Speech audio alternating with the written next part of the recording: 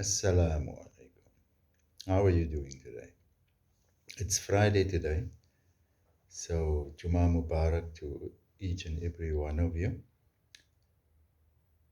I'm enjoying making these videos. I actually don't care if nobody subscribes or watches the videos. I'm thinking of it more as a repository for my thoughts, and maybe my grandchildren one day, inshallah, when they bigger, they can watch it for, even if it's just for enjoyment, because I'm enjoying myself. It's just nice to put your thoughts down and have it recorded. And I suppose in a way it's even better if nobody else actually sees it. Um, Although I do think that um, knowledge is something that should be shared. And there are actually very few people who understand me when I talk, unfortunately. Most people just go by what they see in front of them. And that's the danger. That is why it's so easy to manipulate people.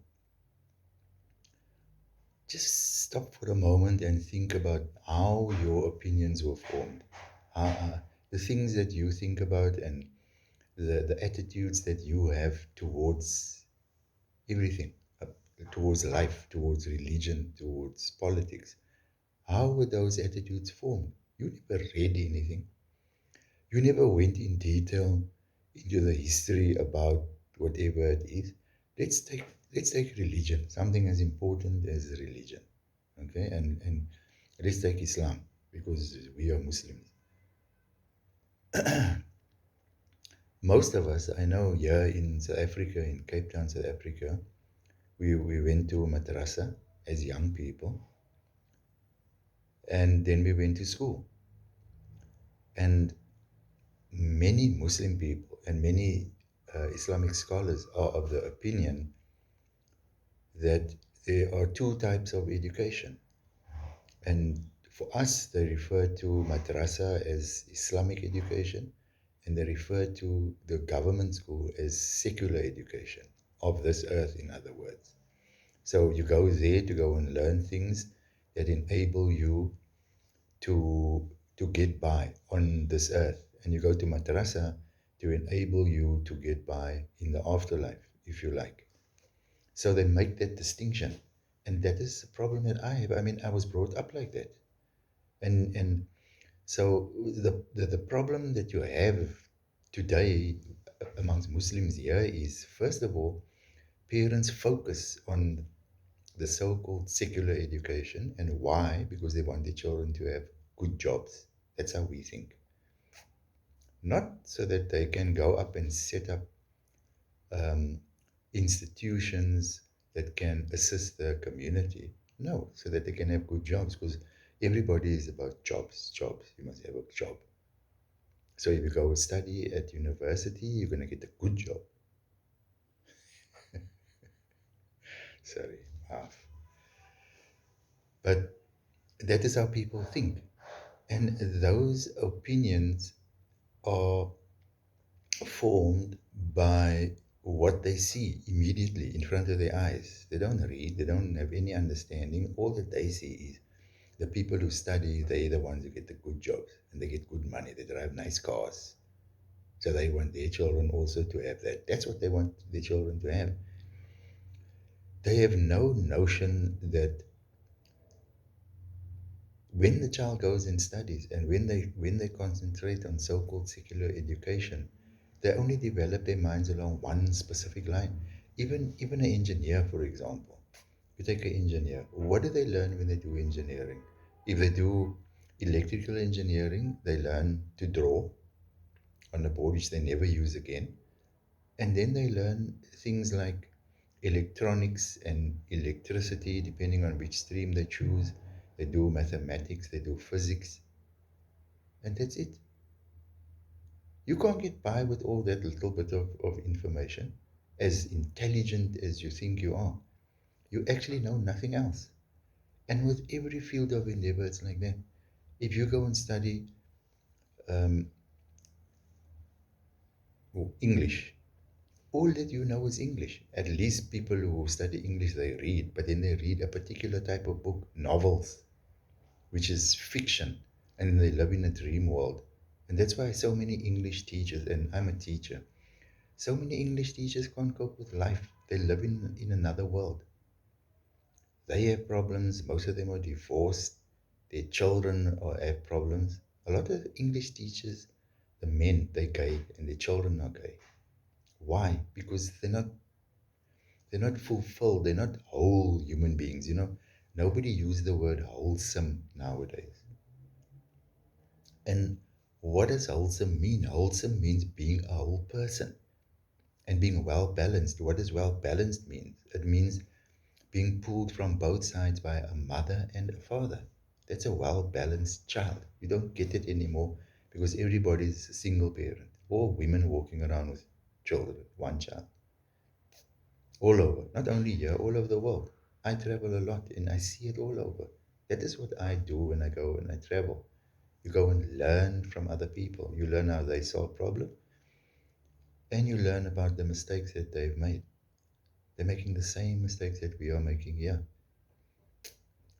And that's why I try my utmost not to visit non Muslim countries. I very rarely go to a non Muslim country. I think I can count on my one hand, yeah, how many non Muslim countries I've traveled to.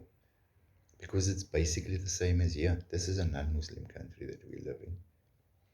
And it's because we don't educate ourselves in a wholesome level, in a wholesome way. And it's because we are manipulated. Nobody wants us to be manipulated in a wholesome way. There are people who want you to be sick so you can live on medication. I mean, don't we all live on medication all the time? We eat wrong, we think wrong. So there are a lot of people who live on tablets for depression and dementia, and this is because of our eating and our thinking.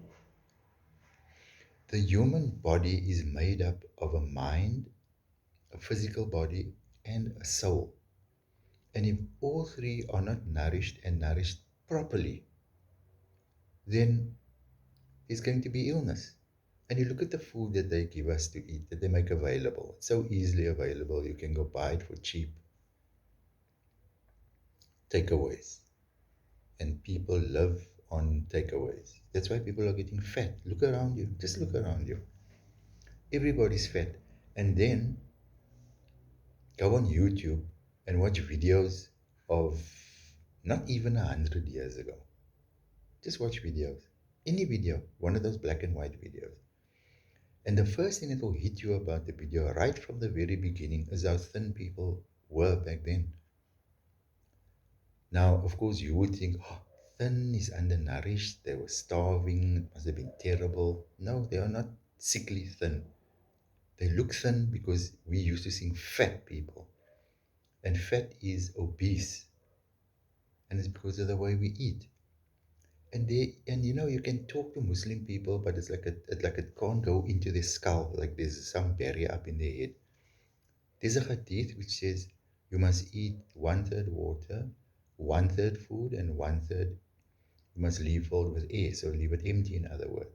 And a lot of people, when you quote that hadith, then they sing along with you. But then the stomach is just yeah, the stomach is yeah. And they can't walk anywhere, they can't because they get too tired because they're lugging a sack of cement along with them, plastered all over their bodies. And that is what makes people sick. That is why there's diabetes and hypertension. The two go together. Do you know diabetes and hypertension problems is about 70 years old? Did you know that? That is why only your parents and my parents had diabetes. Now they say it's hereditary. It's not hereditary. It was never here. We never got it from anybody. We got it ourselves from the stuff that we eat and the stuff that they make available to eat. But everybody's about choice, and you have choice, and you can choose to do this and choose. But so why do you not choose to eat properly? Are you that stupid? You're that stupid. That's how easy it is to brainwash you. Everybody, the stupid people, all talk the same way. All the same way, all guided by television. People, you need to read. You need to read American society and that American dream that you follow. Look what's happening in America.